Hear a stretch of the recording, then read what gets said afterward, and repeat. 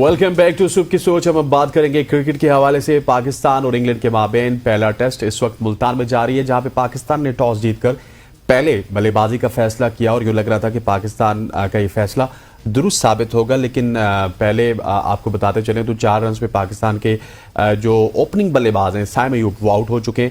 Atkinson ने उनको out किया है और इस वक्त मुल्तान में टेस्ट जारी है। ये वही टीम है इंग्लैंड की जो कि पिछले साल आई थी, हमें 3-0 से हरा के गई थी। लेकिन इसमें बहुत ज़्यादा चेंजेस भी हुई हैं। ब्रॉड नहीं है, जिमी एंडरसन नहीं है, फिर बेन स्टोक नहीं है। अब देखते हैं कि उन चेंजेस के बाद पाकिस्तान क्या कुछ कर पाएगा, क्या अपने कदम जमा पाएगा। इस वक्त की हालात आपको बताते चले निमरा, तो 16 रन पे पाकिस्तान का एक खिलाड़ी आउट है, कप्तान शान मसूद और अब्दुल्ला शफीक विकेट पे मौजूद है। इसी हवाले से बात करते हैं, हमारे साथ senior sports journalist Shahid Hashmi साहब मौजूद हैं। शाहिद साहब, थैंक यू सो मच हो जाएगा। सबसे पहले इस टेस्ट मैच के हवाले से बताइएगा कि पाकिस्तान ने टॉस जीता, पहले बल्लेबाजी का फैसला किया। इट्स टू अर्ली टू से कि क्या ये फैसला ठीक था, गलत था, लेकिन साइम अयूब ने एक बार फिर अपनी विकेट गंवा दी।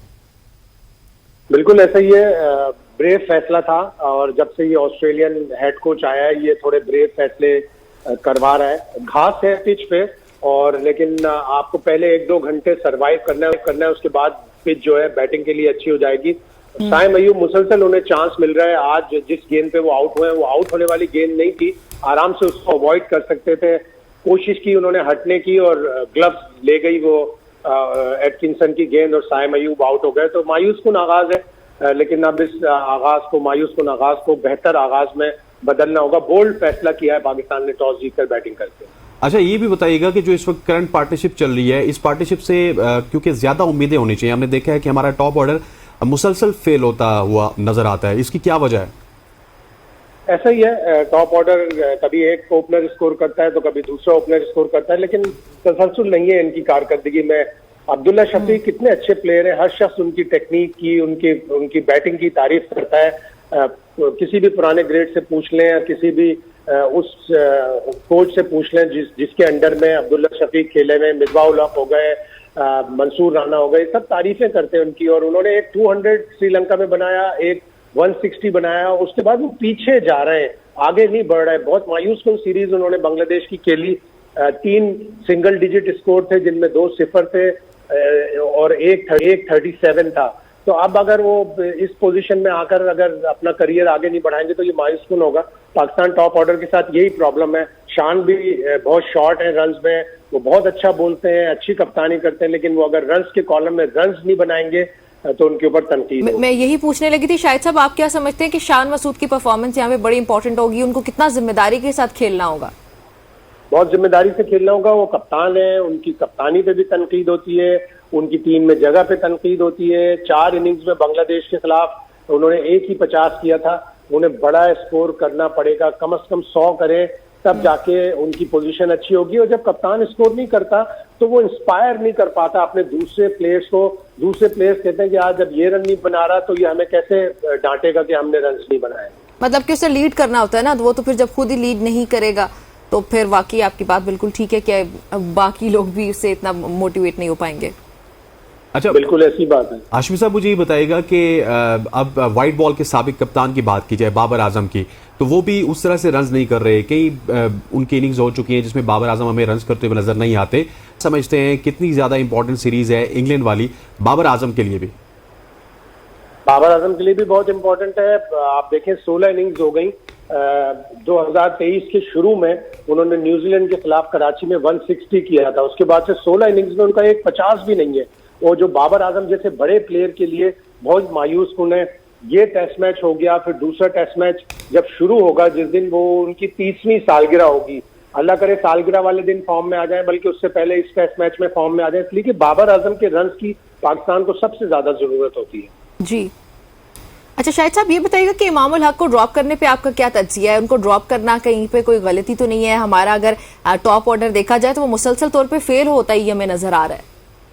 हमारी टेस्ट टीम इसीलिए खराब हुई है कि हमने अच्छे एक्सपीरियंस प्लेयर्स का नेमुल बदल ना होते हुए उनको ड्रॉप किया है। इमामुल हक को दोनों ऑस्ट्रेलियन टूर पे 2019 के बाद ड्रॉप किया, फिर 2023 के 2024 में अर्ली जो 2024 में ऑस्ट्रेलिया का टूर खत्म हुआ था उसके बाद ड्रॉप कर दिया। नाइंसाफी है। फिर अजहर अली को, एक्सपीरियंस प्लेयर को एकदम से निकाल दिया टीम से, फवाद आलम को एकदम से निकाल दिया टीम से। ठीक है, थोड़े बहुत उनके रिप्लेसमेंट मिले, लेकिन उतने तजर्बाकार खिलाड़ियों को एकदम से नहीं निकालना चाहिए। मैच्योरिटी आए जब प्लेयर पे, यंग प्लेयर पे, तब उसको रिप्लेस करना चाहिए। और इमाम के साथ वाकई ज्यादती है, वो वनडे का बहुत ही अच्छा प्लेयर है, टेस्ट का भी अच्छा प्लेयर है। एक आध सीरीज में अगर खराब परफॉर्मेंस होती है तो उस प्लेयर को बैक करना चाहिए। लेकिन क्या आप समझते नहीं है कि बहुत सारे नाम आपने लिए, उसमें आबिद अली का नाम भी आता है। ये मेरा ख्याल है कि टेस्ट क्रिकेट में हमें ज्यादा तसलसल की जरूरत है। शायद भी आपने पूरी दुनिया में क्रिकेट कवर की है, टेस्ट क्रिकेट में लोग 20-20, 25-25 साल के लिए खेलते हैं, लेकिन हमने अनफॉर्चुनेटली हर साल बाद या 2 साल बाद इसको चेंज कर दिया। और रिजल्ट आपके सामने है कि बांग्लादेश भी आके हमें हरा के चली जाती है।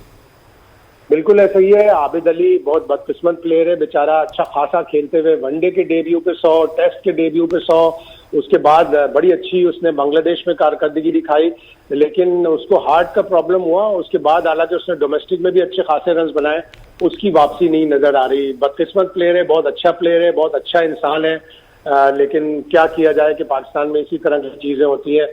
एकदम से हम चेंजेस कर देते हैं, हम बेसब्र हैं, हमें सब्र नहीं है। लेकिन अब ये जो फॉरेन कोचेज आए, ये चाहते हैं कि कंसिस्टेंसी से, तसलसल से प्लेयरों को चांस दिया जाए। अच्छा शायद साहब, बॉलिंग अटैक में अगर देखा जाए तो शाहीन को हम बड़ा अपना इंपॉर्टेंट मोहरा समझते हैं, जो कि वो हैं भी। तो अभी इन सीरीज में आप उनको कितना बड़ा प्लेयर समझ रहे हैं, या उनकी इंपॉर्टेंस क्या लग रही है आपको, कितनी उम्मीदें वाबस्ता हैं? जाहिर है पाकिस्तान का सबसे बेहतरीन बॉलर है, उससे पाकिस्तान को तीनों फॉर्मेट में, व्हाइट बॉल की क्रिकेट में, रेड बॉल की क्रिकेट में बड़ी उम्मीदें होती हैं।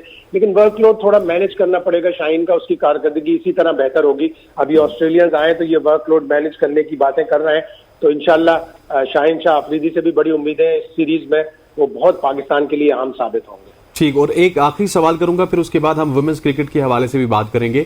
मुझे ये बताइएगा कि अभी बाबर आजम भी कप्तान नहीं रहे, शान मसूद टेस्ट के कप्तान हैं। आपके पास अंदर की क्या खबरें हैं? क्या हमारे जो लड़के हैं वो आपस में अब जलन हो चुके हैं, या उसी तरह दिल में खलिशें और एक दूसरे के खिलाफ जो बातें थी वो अभी भी बाकी हैं? देखिए, ये चीजें चलती रहती हैं, और जब पाकिस्तान की टीम की कारकर्दगी अच्छी नहीं होती तो ज्यादा इस तरह की खबरें आती हैं। शान मसूद से सवाल भी हुआ था और उन्होंने इसकी नफी की कि नहीं, वो कभी भी ड्रेसिंग रूम में इस तरह की बात महसूस नहीं करते, होनी नहीं चाहिए, इसलिए कि सब लोग पाकिस्तान के लिए खेलते हैं, और पाकिस्तान का जब नाम आ जाता है, पाकिस्तान की शर्ट पहनते हैं, तो इस तरह की चीजें बिल्कुल भी नहीं होनी चाहिए। अच्छा शाहिद साहब, वुमेन्स क्रिकेट की जैसे हसनैन ने कहा, हम उस पर बात कर लेते हैं। हमारी इंडिया से हारने की क्या वजह लगी आपको?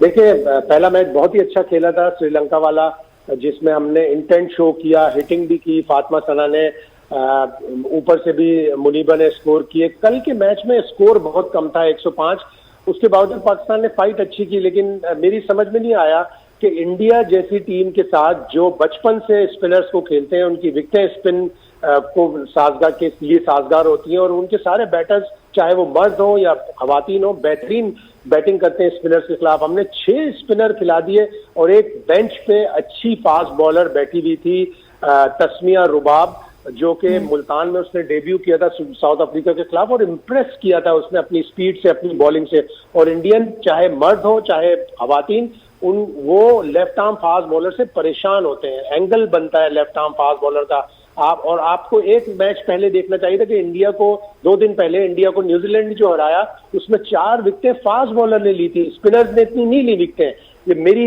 अकल हैरान हो जाती है कि इस तरह जब टीम मैनेजमेंट फैसले करती है कि तूबा को भी खिलाया, अरूप शाह को भी खिलाया, निदा डार आपके पास ऑलरेडी स्पिनर है, 2 लेफ्ट आर्म स्पिनर है, उमैमा सोहेल आपकी स्पिनर है, 6 स्पिनर से आप क्या कर लोगे भारत की टीम का? ये आशिफ साहब, ये इस वजह से भी तो नहीं हुआ कि हमने जो लास्ट मैच था श्रीलंका के खिलाफ, वो स्पिन अटैक ने हमें जितवाया, तो शायद कहीं बैक एंड पे ये चल रहा हो मोहम्मद वसीम के माइंड में, अब्दुल रहमान के माइंड में, कि हम स्पिनर से एक मैच जीत चुके हैं तो अगला मैच भी हम स्पिनर से जीत जाएंगे?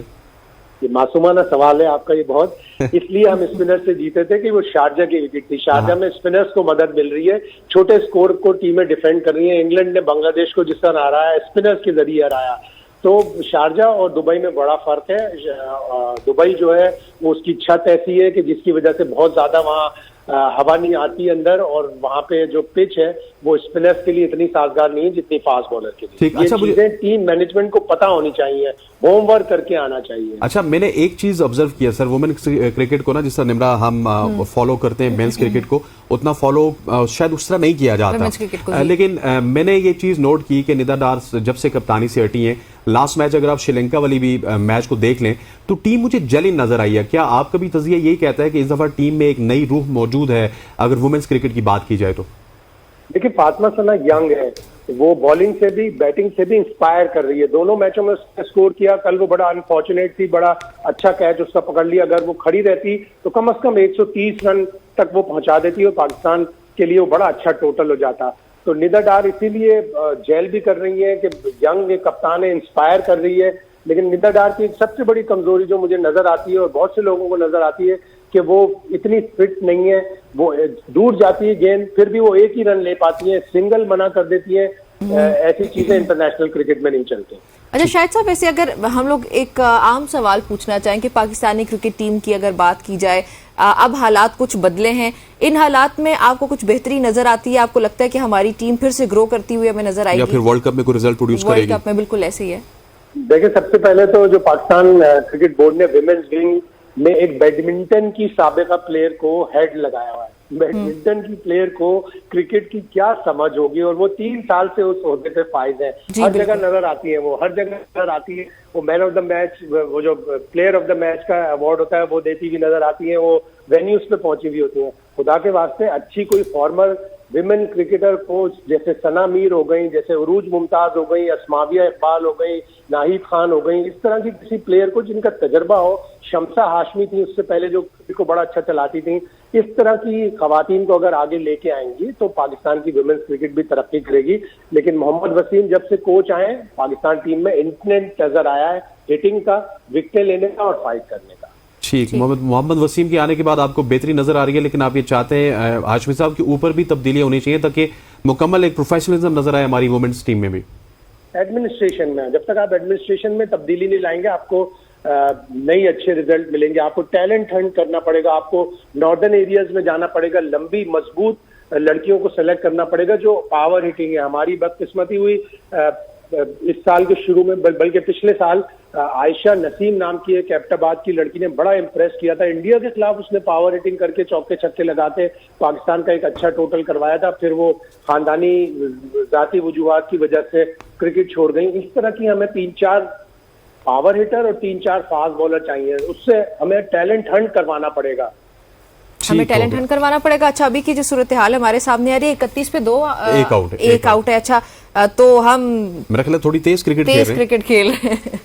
इंटेंट तो नजर आ रहा है सर, क्योंकि जिस तरह निम्रा ने बात की ना कि 8 गेंदों पे 9 रन बनाए शान मसूद ने और 27 गेंदों पे 18 रन बना चुके हैं अब्दुल्ला शफीक।